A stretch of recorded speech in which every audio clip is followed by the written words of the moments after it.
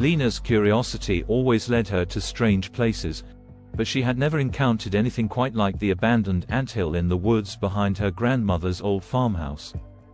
The massive mound, partially collapsed and overgrown with moss, had intrigued her ever since she was a child. Tonight, driven by a sense of adventure and the thrill of a late-night escapade, she decided to investigate. It was a moonless night, and the woods were silent except for the occasional rustle of leaves. Lena's flashlight cut through the darkness as she approached the anthill. The once bustling mound was eerily quiet now, and the entrance to the underground tunnels gaped like a dark, cavernous mouth. With a deep breath, Lena stepped inside. The air was cool and musty, filled with the scent of damp earth. The flashlight's beam danced along the tunnel walls, revealing a labyrinth of twisting passages.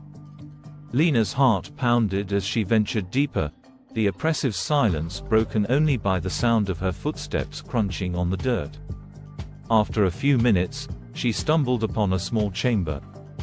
In the center was a curious structure made from twisted roots and bones. Lena's flashlight revealed that the bones were not animal remains, they were human. The sight made her stomach churn. Nearby, a large, leather-bound book rested on a makeshift pedestal. Its cover was etched with strange symbols that seemed to shimmer faintly in the dim light. Lena, driven by a mix of dread and fascination, opened the book. Inside were pages filled with cryptic writings and detailed illustrations of grotesque creatures, beings that seemed to writhe and shift on the page.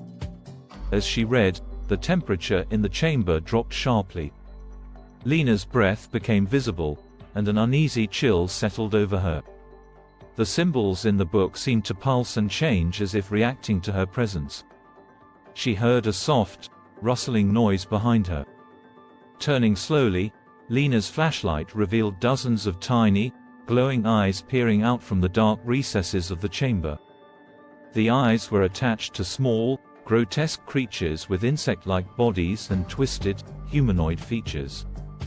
They emerged from the shadows, moving with a collective, sinister purpose. Panic surged through Lena. She scrambled to close the book, but the creatures advanced, their soft hissing growing louder. The ground beneath her feet seemed to shift, as if the tunnels themselves were alive and closing in on her.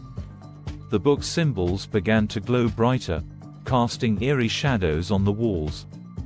Desperate to escape, Lena bolted for the tunnel's entrance.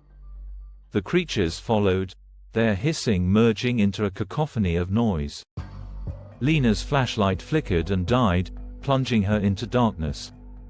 She ran blindly, the walls of the tunnel seeming to close in around her. The hissing grew louder, more frantic. Finally, she burst out of the anthill, gasping for air.